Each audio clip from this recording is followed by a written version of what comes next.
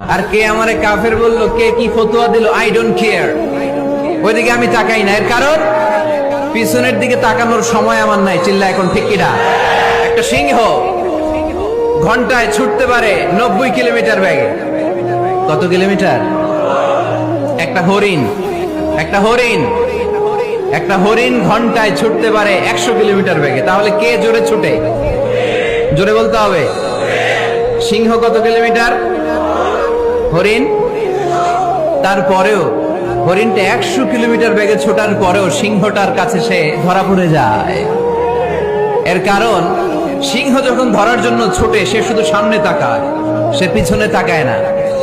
আর হরিণ 100 কিলোমিটার বেগে ছোটার পরেও সে ধরা খেয়ে যাবার ভয়ে বারবার পিছনে তাকায়।